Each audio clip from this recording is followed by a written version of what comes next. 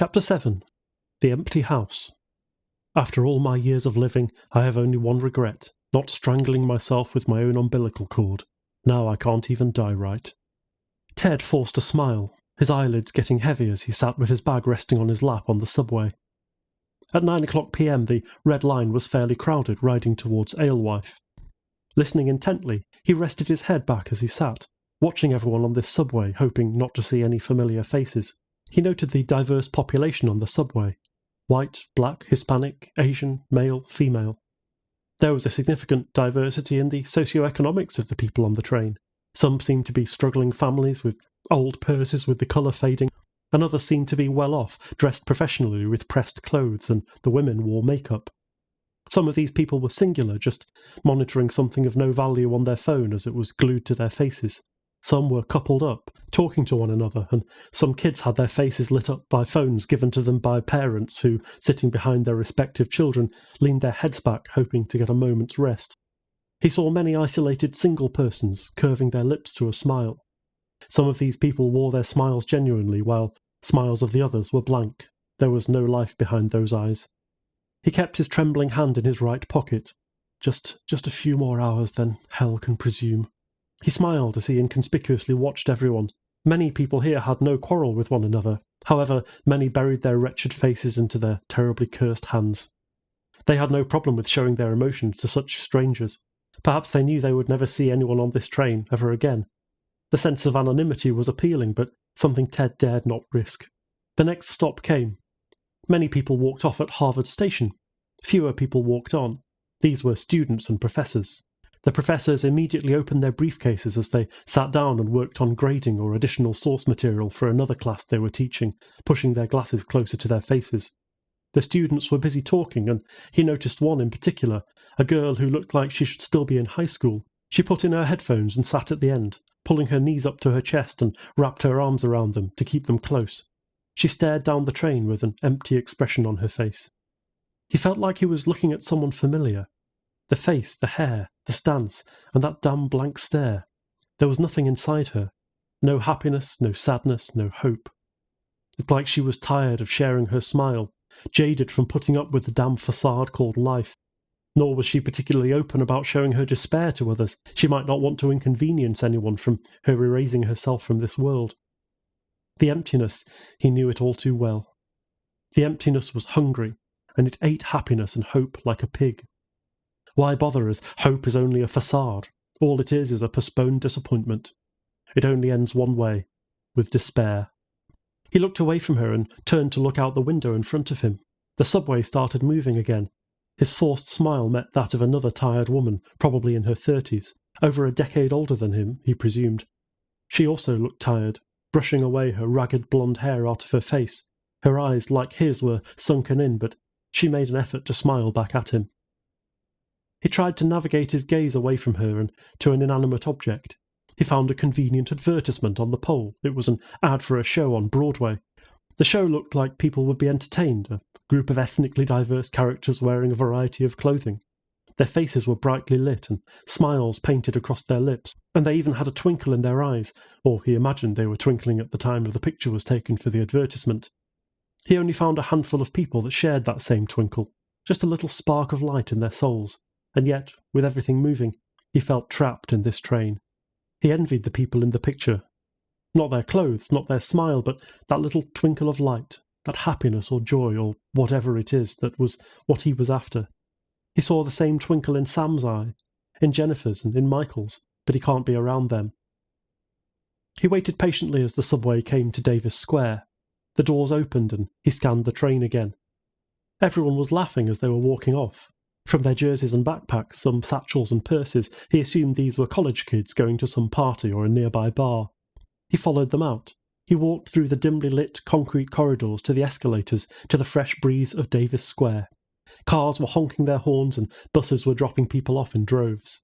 He walked through the square onto College Avenue. He looked up at the sky. Like the girl on the train, it was empty of clouds and stars. Feeling the oppressive moon mocking him, he walked on the sidewalks. His trembling hand remained in his pocket, and he kept his smile bright and wide as he blankly stared at the sidewalk on which he walked. His heart raced inside his chest, and sweat dripped from his palms. He walked down 5 kilometres, coming to a blue house with white trims on the door and windows.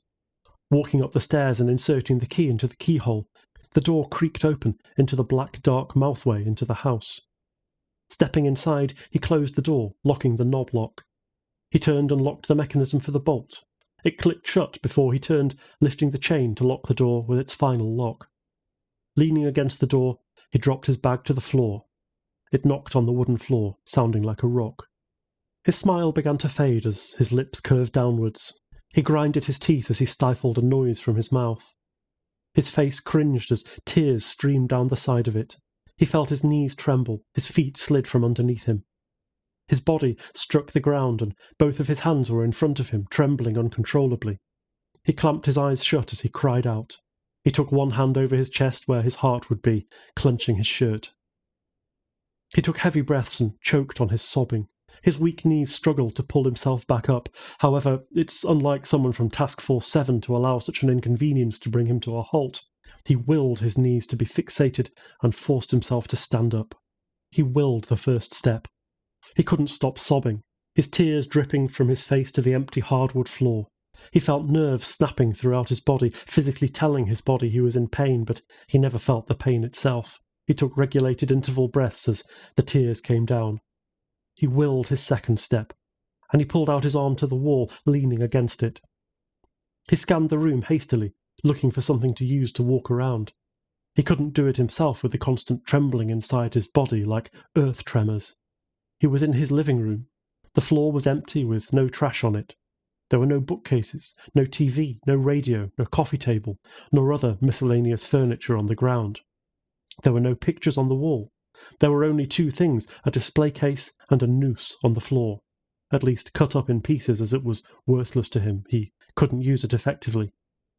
Inside the display case was where he kept certain items of internal value, half of which would be absolutely useless to everyone else. Otherwise, the room looked like he just moved in today, without the moving boxes. Inside the display case was a spear he could use. It was the same spear Metal used, quite often was useful. He remembered Metal reaching out for hard-to-reach places with his scrawny little arms when he was just a kid. The red handle of the spear was wood, had some written markings upon it, but since faded. The spearhead was rusted, and Ted couldn't find a way to restore it safely, not without being caught. He was actually surprised to find the spear shortly after the nuclear meltdown in Area 51, 8 years ago. He willed his third step. He cried out as his knees gave out again as the oppressive mockery of the damned moonlight entered his house, beating down on him with its great mocks. The burden of this was too heavy for his knees to bear. Even his iron will was not enough to will himself back up as he tumbled forward, hitting his head on the ground. "Why?" he sobbed. He reached out his right hand and pulled himself towards the display case. "Why? Damn it!" He reached out with his left hand and pulled himself closer across the empty living room. "I did everything you told me to." He reached out his right hand and pulled himself closer. The tears came down so hard they were missing his face and merely dripping on the floor. His shirt became wet with his tears as he dragged himself across it. "Damn it, I hate you!" His voice was like that of a child, disappointed in their father and mother for bringing them into this cruel world. "Was that not enough? I didn't have much to take anyway. Why did you take them from me?" He continued to grit his teeth together as he pulled himself closer and closer to the display case. He finally reached the display case. He pulled himself up, his tears dripping onto the glass. He leaned against the wall and pulled out another key from his pocket. His hands trembled as he tried to get into the keyhole. The key trembled in his fingers and fell to the ground.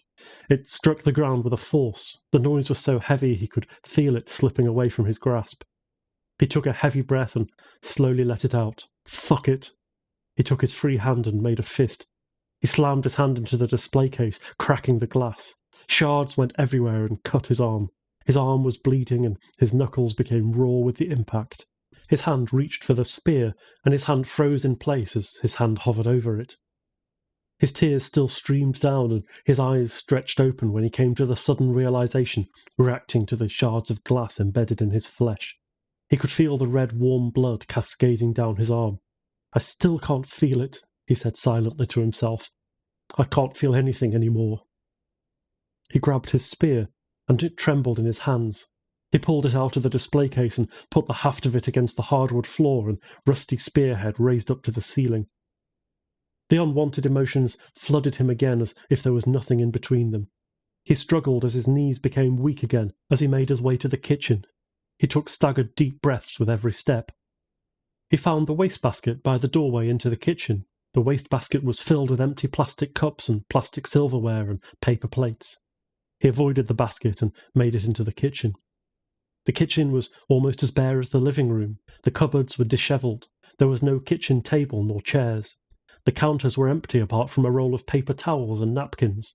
There was nothing like a toaster oven, or even a coffee maker on his counter. It was bare. The sink was the only thing that had anything else in it. There were dirty pans. He managed to get himself to the sink. He reluctantly took his hand off his spear and leaned it into one of the empty cupboards. He took out the sponge and put soap on it and ran the hot water. He scrubbed the dirty pans clean, slowly putting everything into it, doing whatever he could to distract himself from his thoughts. Anything. Dismayed he was that nothing would empty his mind. He cried even louder.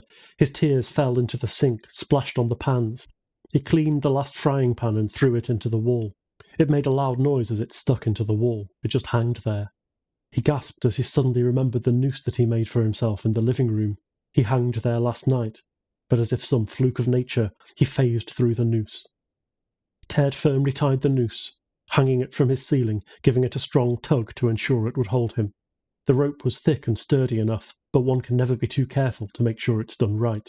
After all, this was going to be the last attempt, either a success or he would just give up trying. Satisfied, he grabbed one of his kitchen chairs and planted it underneath the noose. Stepping onto the chair, he slipped his head through the noose. He used his hands to tighten it around his neck. Exhaling, he kicked the chair out from under him. He fell.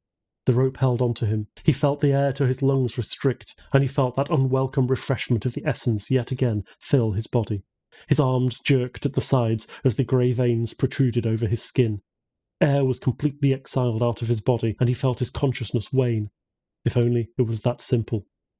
Another type of essence entered his body, and the veins darkened from grey to black as he phased through the noose.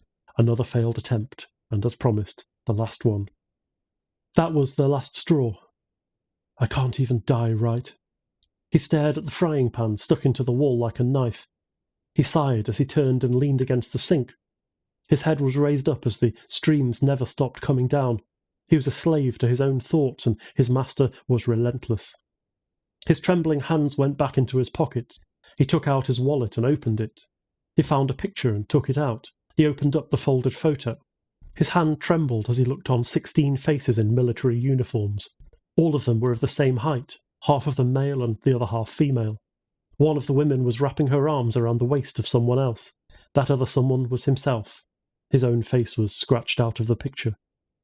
He sucked in some air, clamping his teeth down. The tears rolled a little faster onto the photo.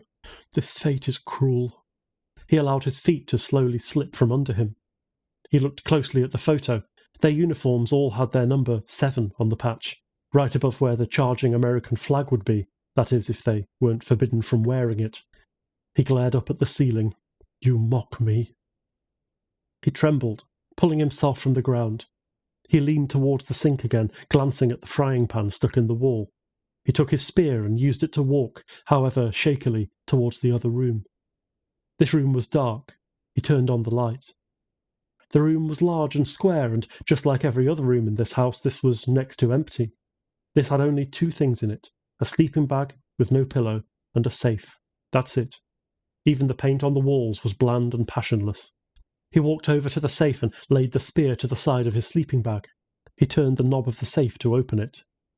There was no money and nothing that anyone would find of value to steal. He pulled out a notebook and turned to a blank page. He brought a black inked pen to the page, and his pen hand froze in place again as his hands trembled. He gritted his teeth once more, and his face twisted from abstract tormented sadness to nothing short of an ungodlike rage. At last he put the quivering pen to the page. My name, my name, my name, your name? What were they? Were they as generic as Michael or Samantha, or were the names on your birth certificate more genuine and more unique? I never knew your names. I don't even know what was written on mine. What were we? For years we spent together, and we never even got a proper serial number. We were insignificant, and too much of a burden for the common man to even come up with a name or even a number. They didn't even care enough about us to assign us a number. What were we to them? Nothing more than a tool, a valuable all-purpose tool, a tool that only has one use, to strive for that sense of purpose. We obtained that purpose for even a short while, now it's being ripped apart. Were we too expensive to keep around? Why even bother with us then? I had but one wish, that this hell could be undone. But what good of a world is that without conflict? We had no purpose without conflict. And we got rid of the conflict. We shot ourselves in the foot and watched it bleed. 8 years it's been. 8 long damn years. I loved you, all of you. And I will never be able to tell that to your faces. I will never be presented with that gift, and now I'm cursed to live in hell. Yes, that is fitting for a wretch like me. Funny, isn't it? I've killed more people than I care to count. It's funny how someone like me can take life so easily. The first one was someone close to me. The first. That was the only one that truly mattered. Every single one after that became nothing but a statistic. Why then? Why? Why do I still see their faces at night? Every single one of them. Can I not rip out my eyes? Then I would stop seeing them? No, I have no hope in that. Because now each face is seared into my brain. I have no hope in life. I have no hope now in my living death, and I can't kill myself. I've tried too many times to count. Just the sadness of my heart. My heart. If I could rip it out to show the world, it would be filled with scars and bullet holes, but the wretched thing still keeps pumping. It still keeps beating as if it itself is too stubborn to die. Why can't I be like normal people? If they are sick and tired of it, they hang themselves and die. Why must I be cursed with a living death, and cursed to fail every single attempt? Damn it, I can't die right. This gift I have, I know not how I got it or why. I don't even know if you had this gift, but I imagine you don't. Not when I saw you being shot to shreds. Why can't I fade through reality when you remain solid? I valued this gift enough when you were around because I needed to be alive to protect you, all of you. Now that you're gone, and I failed, why won't this just shut off and let me die? What were your names? What was mine? We didn't have any. We didn't have any serial numbers. We weren't given any dog tags. We truly were given no identity, only to assume a fake one for the duration of your short lives and for the rest of my cursed one. How fortunate you are to be dead right now. You can't feel anything. You have no heart, and I myself am nothing short of a monster filled with ancient regrets. No, that's not true at all. After all my years of living, I have only one regret. Not strangling myself with my own umbilical cord. Now I can't even die right. He closed the notebook. He placed it in the safe and locked it up. This notebook was the only thing keeping him grounded in the world. It was the only thing that allowed him to function every day. These little reminders helped remind him of his own suffering. He got into his sleeping bag and leaned his phone against the safe. He put it on so the clock was facing him. There was no need to set an alarm for himself. There never was, not anymore. His eyes were drifting to sleep, and the clock read 10:23 p.m. Here we go, again, and again, and again. His eyes closed as he drifted to sleep.